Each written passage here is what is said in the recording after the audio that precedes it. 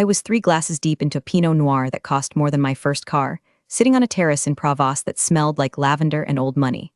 The sun was doing that golden hour thing that Instagram influencers would kill their grandmothers for, and for the first time in 17 years, my blood pressure wasn't trying to punch a hole through my carotid artery. I was watching my daughter, Sarah, laugh at something her fiancé said, and I actually felt my shoulders drop. You know that feeling?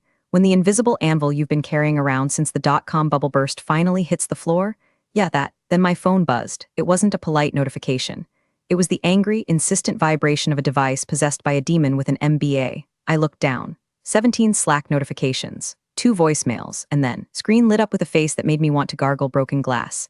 Bradley VP Ops. Bradley, the owner's son, a man who thought the cloud was actual water vapor and whose only qualification for running a data center was that he once set up a Roku without calling Geek Squad. I let it ring. I took a sip of wine. It tasted like freedom. The phone stopped, then it started again immediately. Mom, aren't you going to get that? Sarah asked, looking concerned. She knows the drill. She knows that mom is an operations engineer actually translates to mom is the only reason the internet doesn't melt in a 3-state radius. Nope, I said, popping a grape into my mouth. I'm on tow, paid time off. The O is the most important part. But the buzzing didn't stop. It was vibrating against the antique wrought iron table like an angry hornet. I sighed, the kind of heavy, soul-deep sigh that usually precedes a murder charge, and picked it up. Hello, Bradley, I said, my voice dead flat. Get back from Europe or you're fired. His voice cracked. He was screaming so loud I had to pull the phone away from my ear. I could hear the background noise, the distinct high-pitched whine of server fans ramping up to maximum RPM. It's a sound I know better than my own heartbeat. It's the sound of a system screaming for help. Bradley, I said, keeping my voice dangerously calm. I am 4,000 miles away. I am at my daughter's engagement party. I submitted this time off 6 months ago. Your father approved it. I don't care what Dad did. The dashboard is red. Everything is red. You need to log in and fix the flow rates or you're done. Pack your desk. Now, before I tell you how I systematically dismantled a multi-million-dollar company using nothing but silence and a secure shell protocol, do me a solid. Hit that subscribe button and drop a like. Seriously, it helps the algorithm, and since I might be legally unhireable after this story gets out, I could use the morale boost. Okay, back to the carnage. Bradley, I said, swirling my wine, I can't log in. What do you mean you can't? You have the laptop. I do, I admitted. But you revoked my admin privileges yesterday, remember? You said, and I quote, we need to pivot to a more agile, youth-oriented hierarchy. You gave my keys to that intern, Kyle, the one who thinks Python is a snake. Kyle is crying in the bathroom. Fix IT, I can't fix what I don't have access to, Brad. You wanted me out of the loop, I'm out of the loop. Then get on a plane. If you aren't here in 12 hours, you are terminated for cause. Insubordination, sabotage, the accusation hung in the air, mixing with the scent of lavender. Sabotage, he wanted to talk about sabotage. I looked at the vineyard. I looked at my daughter, who was looking at me with that please, don't work on vacation face. I thought about the last decade. The missed birthdays because a cooling loop sprung a leak at 3 a.m. The Christmas mornings spent on conference calls because a firmware update bricked the storage array. The fact that my hair was graying because I was the only thing standing between this company and a thermal meltdown. And this 26-year-old with a spray tan and a degree in business ethics was screaming at me like I was the help. Something inside me snapped, not a loud snap. A quiet metallic click like a lock engaging. Okay, Bradley, I said softly. Okay, what? You're coming back? No, I said. Okay, I'm fired. You want to terminate me? Consider it done. I just logged out of everything. Slack, email, the VPN, everything. Wait, what? You can't just, I just did. You have about 20 minutes before the data center cooling resets to its default 0 state. That's a safety feature I wrote to prevent unauthorized tampering. Since I'm no longer an employee, I can't authorize the override. Tell your dad to buy fire extinguishers. Good luck, Bradley. I hung up. I didn't just hang up, I powered the phone down. I dropped it into my purse like it was a loaded gun I'd just emptied. Sarah looked at me, eyes wide. Mom, is everything okay? I smiled. A real smile. The kind that shows teeth. Everything is perfect, sweetie. Pass the brie. But in my head, I was already counting down. 19 minutes and 45 seconds until the temperature inside Sector 4 hit 90 degrees. To understand why I was willing to let a server farm worth more than the GDP of a small island nation melt into slag, you have to understand Bradley. Bradley didn't walk into the office. He strutted. He was the CEO's son, fresh out of an MBA program that apparently taught him that disruption meant firing everyone who knows how the lights work. He showed up 3 months ago, wearing a suit that cost more than my annual mortgage payments and smelling like aggressive cologne and unearned confidence. The first meeting was a bloodbath. He gathered the entire operations team in the glass-walled conference room. I sat in the back, nursing my third coffee, holding a notepad that contained the intricate, fragile schematic of our custom cooling loops. Our data center is unique. It's an older facility, retrofitted with high-density blades that run hot, like cook an egg on the chassis hot. I had spent 10 years tweaking the HVAC logic, writing custom scripts that balanced airflow, humidity, and coolant pressure in a delicate dance. It wasn't standard, it was art. Bradley stood at the front, projected a slide that just said Synergy 2.0 and pointed at me. Marissa, he said. He didn't ask my name, he'd just read it off the org chart. You're the lead systems engineer, right? Senior operations engineer, I corrected. And yes, right, see, looking at your salary and your tenure, it feels very legacy. We're moving to a cloud-native, agile mindset. Having one person hold all the tribal knowledge, that's a bottleneck. It's bad scaling. It's not a bottleneck, I said, trying to keep the edge out of my voice. It's a specialized skill set. The cooling system in Sector 4 requires manual load balancing every 48 hours or the pressure valve seize. It's not something you can just automate with an off-the-shelf patch. He laughed. He actually laughed. A dismissive frat boy chuckle. Everything can be automated, Marissa. That's the problem with your generation. You like to tinker. You like job security. We're going to bring in tech flow solutions. They're a third-party vendor, dynamic, young. They'll handle the monitoring for half your cost.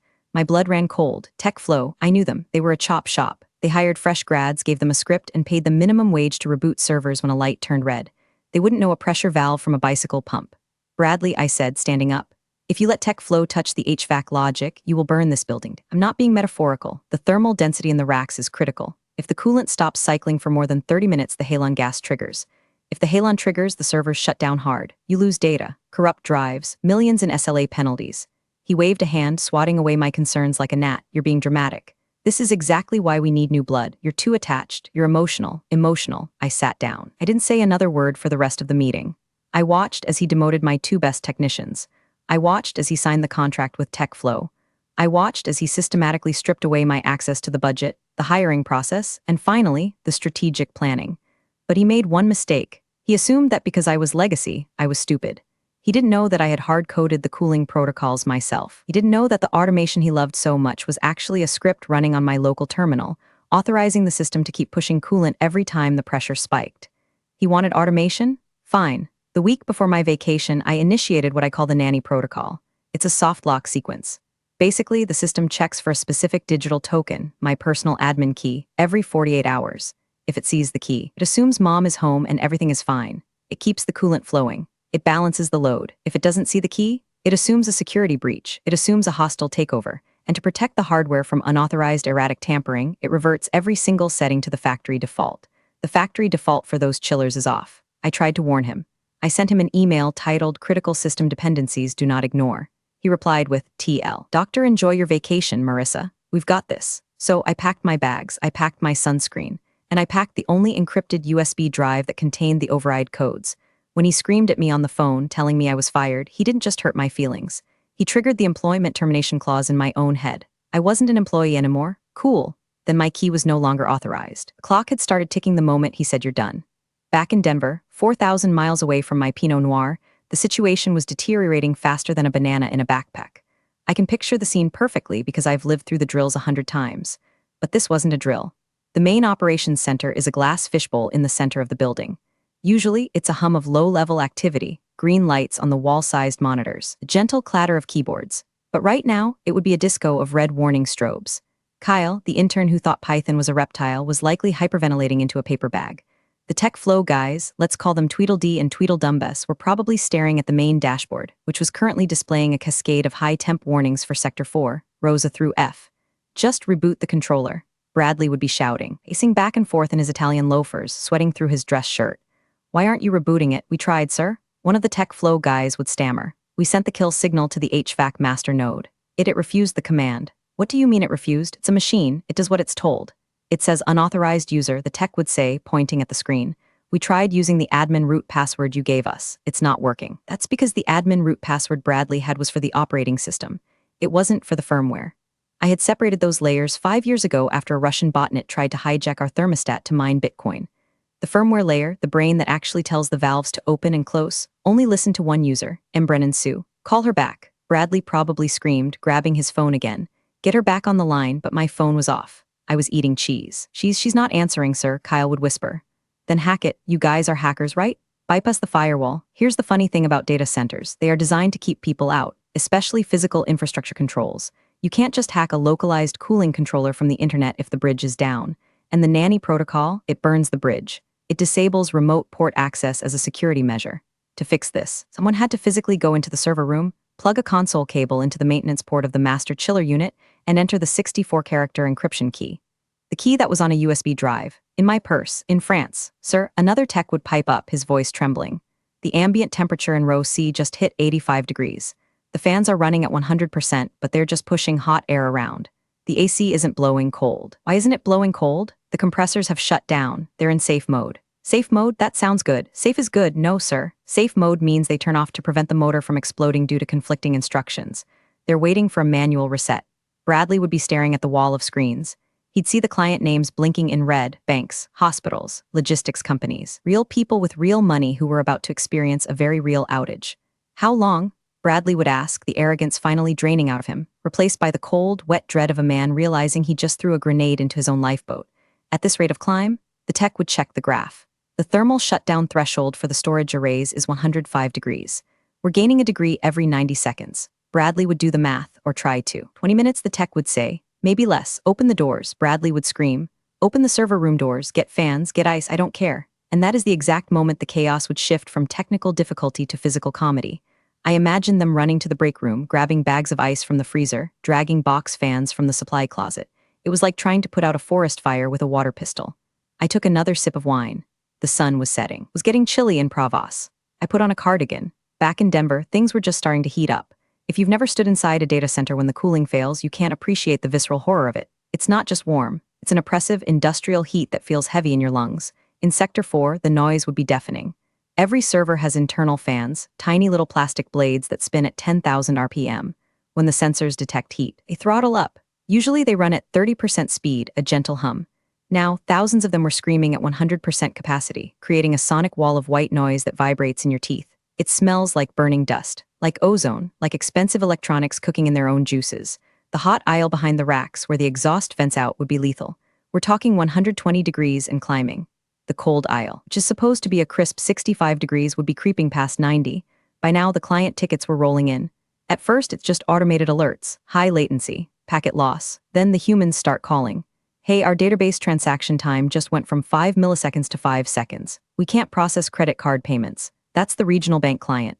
Our patient record system is timing out. We have doctors in the ER waiting for scans. That's the hospital network. We're losing $10,000 a minute. Fix it. That's the high-frequency trading firm. Bradley, trapped in the ops center, was watching his career evaporate. He was yelling at the tech flow lead, a guy named Jason who looked like he was 12. Do something, Bradley shrieked, slamming his hand on the desk. We're trying to reroute the load. Jason yelled back, but the virtualization manager is lagging. The CPUs are thermal throttling. They automatically slow down to prevent melting. Everything is crawling. Where are the manuals? Bradley demanded. Marissa must have left documentation. A binder, a wiki, something. Ah, the documentation. See, I did have documentation. I was meticulous. I had a shared folder called Disaster Recovery Protocols HVAC. It contains step-by-step guides, diagrams, and emergency override codes. Remember the Synergy 2.0 meeting? The one where Bradley said we needed to clean up the digital clutter. He had ordered IT to archive all non-active files older than 6 months to a deep storage tape drive to save server space. And since I hadn't had a catastrophic failure in 3 years, because I was doing my job, the system flagged my manuals as inactive. They were currently sitting on a magnetic tape in a warehouse in New Jersey. It might as well have been on the moon. The folder is empty. Kyle cried out, It's just memes. She has a folder of memes. That was true. I did keep a folder of Danny DeVito memes on the shared drive. I named it Essential Workflows to hide it. I chuckled thinking about them opening it in desperation, hoping for a schematic and finding a gif of Danny DeVito eating a hard-boiled egg. She sabotaged us. Bradley roared. This is criminal. It's not sabotage if you deleted the files, sir. Kyle said, finding a spine for the first time in his life. You signed the archive order last month. Bradley turned on him, eyes wild. Don't you quote policy to me. Get down there, open the floor tiles. Maybe there's a manual override valve. We don't know which valve is which, Jason shouted. There are 4 pipes: chilled water supply, return, condenser loop, and refrigerant. If we open the wrong one, you flood the room with glycol or vent high-pressure gas? I don't care. Guess. That is the sound of a man who has lost touch with reality. Guess is not a word you use when dealing with pressurized systems. Back in France, I ordered a dessert, a creme brulee. I cracked the caramelized sugar with my spoon. Crack. The heat in Sector 4 hit 98 degrees.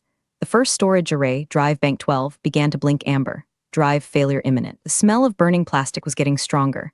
I wasn't completely disconnected. That would be irresponsible. I had my personal laptop, a battered ThinkPad that weighed as much as a brick and could survive a nuclear blast. I tethered it to the shaky Wi-Fi of the Airbnb. I didn't log into the corporate VPN. Bradley had killed that access. But I didn't need the VPN to see the vitals. Years ago, I had installed a separate, cellular-based sensor array, just a few Raspberry Pis with temperature probes and a cheap 4G dongle hidden behind the cable trays. I called it the Canary. It was my sanity check. When the official dashboard said everything was fine but my gut said something was wrong, the Canary told me the truth. I pulled up the terminal. The text scrolled green against black, matrix style. Sensor 1, row A, 102.4 degrees F. Sensor 2, row C, 106.1 degrees F. Sensor 3, HVAC intake, 110.0 degrees F. Status. Critical. It was beautiful in a horrifying way. It was the mathematical certainty of physics taking its revenge on incompetence. I took a screenshot. I debated letting it burn, truly. I sat there, listening to the crickets chirp, and thought about the $50,000 worth of stock options that were currently vesting. If the data center melted, that stock would be worth less than the napkin under my drink. But this wasn't about money anymore. This was about the principle. It was about the fact that for 15 years, I had been the invisible janitor, wiping the ass of the infrastructure, and the moment a guy in a suit showed up, I was legacy trash. I opened a secure, encrypted messaging app.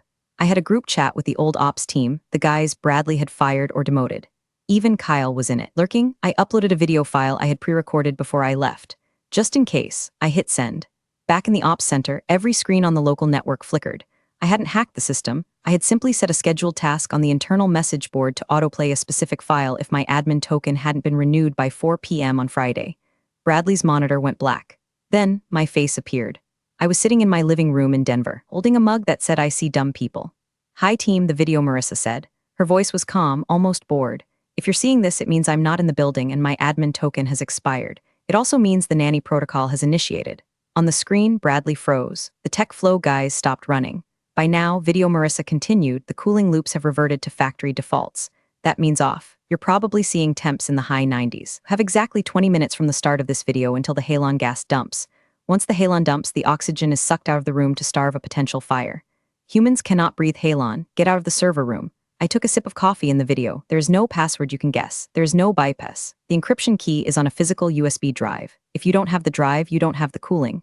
Video Marissa leaned into the camera. Bradley, if you're watching this, you called me legacy. You said I was redundant. Well, consider this a redundancy check. You have 18 minutes to figure out how to cool a megawatt of heat without me, or you can call your dad. The screen went black. In France, I closed my laptop. The sun was gone now. The sky was a bruised purple. Mom, Sarah said, touching my arm, you're smiling like a supervillain. I'm just enjoying the retirement party, honey, I said. 15 minutes left. The CEO, let's call him Mr. Sterling, was not a tech guy. He was a money guy. He was the kind of guy who thought bandwidth was something you negotiated over a steak dinner. But he understood one thing very well, liability. He was currently on a yacht in the Mediterranean, ironically not that far from me, entertaining investors. His phone rang. It wasn't Bradley. Bradley was too terrified to call. It was the chief legal officer, Chloe Sterling. The CEO barked, answering on the second ring. I'm in the middle of a cigar. Sir, we have a situation at the main data center, the CLO said. The fire suppression system is pre-arming. What, is there a fire? No, sir, it's heat. The cooling is down, all of it. Well, fix it. Why are you calling me? Tell Bradley to kick the machine or whatever. Bradley fired the only person who knows how to fix it, sir. There was a silence on the line. The kind of silence that costs $10,000 a second. He did what? He terminated Marissa Brennan, effective immediately. He revoked her access. And apparently the system requires her physical authorization to run the custom cooling loops. Put Bradley on. Now, back in the sweltering ops center, the phone on the conference table screamed. Bradley looked at it like it was a cobra. He picked it up with a shaking hand. D-Dad, you fired Marissa. The voice was so loud the tech flow guys heard it from across the room. She was insubordinate. She left the country. She's holding the system hostage. Bradley wailed, sounding exactly like the 6-year-old who broke a vase and blamed the cat. She didn't hold it hostage, you moron. Mr. Sterling roared. She built it. I kept her on the payroll at 20% above market rate because the insurance underwriters specifically listed her as a critical risk mitigation factor. Do you know what happens if the data center melts and our lead engineer was fired without cause by an unqualified supervisor? The insurance doesn't pay out. We are liable for everything. I didn't know, Bradley whimpered. Of course you didn't know. You didn't ask. You just walked in there swinging your dick around trying to impress the board. Dad, it's 108 degrees in the hot aisle. The drives are screaming. What do I do? You pray, Sterling said, and then you get me her number. I tried calling her. She won't pick up. That's because you're you. Text me her number. Right now. Mr. Sterling hung up. He looked at the Mediterranean Sea, dark and vast. He took a breath. He was a shark, and he recognized another shark. He knew he wasn't dealing with an employee anymore. He was dealing with a consultant, and consultants are expensive.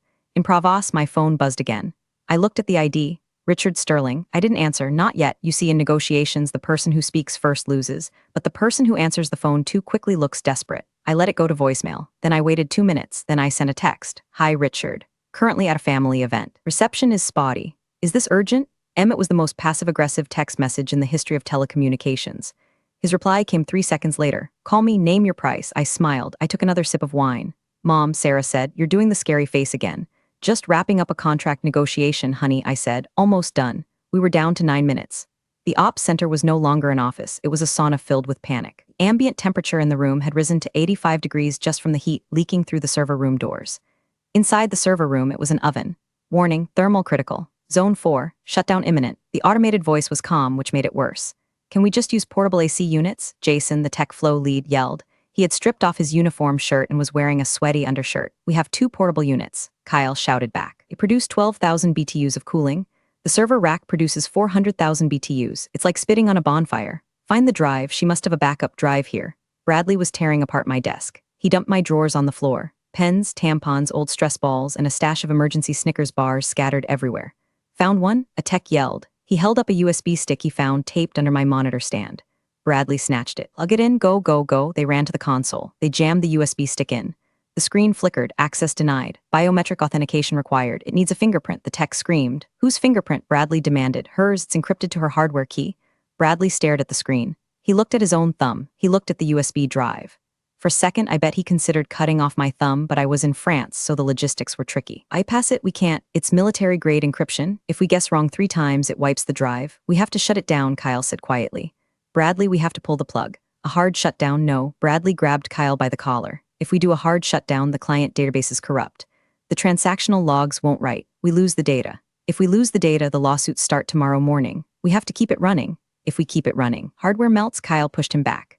Look, he pointed to the glass window looking into the server room. A white mist was forming near the ceiling. Is that smoke? Bradley whispered. It's coolant vapor, Kyle said, his voice trembling. The pressure valves have blown. The glycol is boiling off. If that hits a spark, we don't just lose the data. We lose the building. The fire alarm strobe lights began to flash. No sound yet, just the lights. The silent herald of the Halon dump. 7 minutes, Kyle said. Get everyone out. Now. Bradley slumped against the console. He slid down until he was sitting on the floor, surrounded by my old Snickers bars. He looked small. He looked like a boy wearing his daddy's suit. I'm ruined, he whispered. My phone buzzed again. Richard Sterling. I looked at the time. 7 minutes to meltdown. I picked up the phone. Hello, Richard, I said. Lovely evening for a chat. Fix it, Sterling snarled. I don't care what he did. Fix it? I can't, Richard. I'm fired. I'm just a tourist. If I touch your systems, that's a violation of the Computer Fraud and Abuse Act. I could go to federal prison. Bradley made that very clear. I am rehiring you, he shouted. Right now you are rehired. I don't want my old job back, I said, picking at a loose thread on the tablecloth. The management is terrible. The VP of Ops is a liability. He's gone, Sterling said instantly. I'm firing him. I'm moving him to the mailroom. No, the warehouse in Alaska. Good start, I said, but not enough. What do you want, Marissa? 20% raise, double vacation? I want a consulting contract, I said. External, independent. My rate is $500 an hour with a minimum retainer of 1 year paid upfront. Also, I want the title of interim CTO until you find someone who knows what a server actually looks like. And a full apology from Bradley, written, signed, and notarized, admitting to gross incompetence to be kept in my personal file in case you ever try to screw me on severance again. Done, Sterling said. I'll wire the retainer. Now fix it. Money first, Richard. You know how banks are. Wire transfer confirmation number. Then I type, you are extortionate, I'm essential. There's a difference. Supply and demand, Richard. Isn't that what you taught your son? Heard him fumbling with another phone. I heard him shouting at his banker. 4 minutes, I heard Kyle scream in the background of the other line. Sterling must have been patched into the ops room. Sent, Sterling yelled. Confirmation number 8809 Alpha Tango. It's in your account, $200,000. Now save my company. I checked my banking app. It spun for a second. Then green numbers appeared. Pleasure doing business with you, I said. I opened my laptop. Okay. I said to the air, let's turn down the heat. I didn't need the USB drive in Denver. That was a decoy, a something you have factor for the junior techs to chase.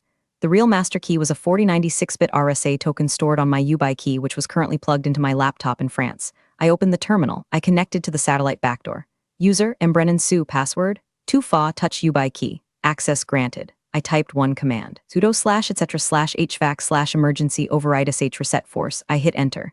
It took 3 seconds for the signal to bounce off a satellite, travel across the Atlantic, pierce the firewall of the Denver data center, and tell the master controller to wake the hell up. In Denver, the silence broke. The first sound was a heavy metallic thunk. That was the main compressor clutch engaging. Then, the roar. Not the high-pitched scream of the tiny server fans, but the deep, chest-rattling bass of the industrial chillers kicking in. It sounded like a jet engine starting up in a library. Cold air, blessed, freezing air, blasted out of the floor vents in the data center. It hit the 110-degree fog like a hammer. The temperature sensors on the wall flickered. 110 degrees Fahrenheit, 109 degrees Fahrenheit, 105 degrees Fahrenheit. The red strobe lights stopped flashing. Halon dump imminent warning vanished, replaced by a calm green text, system normalizing. Kyle slumped to the floor and started laughing hysterically. The tech flow guys looked like they had just seen a ghost. Bradley didn't laugh. He stared at the screen where a new message popped up, a message I had just typed. System restored. Current admin, M. Brennan, CTO. Bradley, please remove personal items from the premises. I closed the terminal window. I closed the laptop. Is it done? Sarah asked. The sun was fully down now, the stars coming out over the vineyard. It's done, I said. Disaster averted. The internet lives to stream cat videos for another day. And the angry man, he's having a learning experience, I said. The next morning, the press release went out. Marissa Brennan appointed interim CTO. Strategic restructuring of the operations department.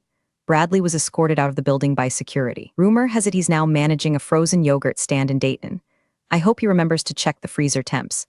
I didn't go back for another 2 weeks. I took the full vacation. I drank the wine. I ate the cheese. When I finally returned to the office, my desk had been moved. I wasn't in the cubicle farm anymore. I had the corner office, the one with the view.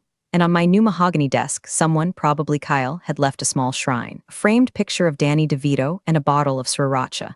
I sat down in my expensive ergonomic chair. I put on my noise-canceling headphones. I opened YouTube and searched for Danny DeVito eating an egg asmer. I took a sip of my coffee. The dashboard was all green. The cooling was holding steady at 65 degrees. I wasn't just the janitor anymore. I was the landlord, and the rent just went up. Big thanks for watching, you sneaky seniors. Subscribe to keep the coffee pot brewing revenge. Your ex-colleagues won't know what hit him.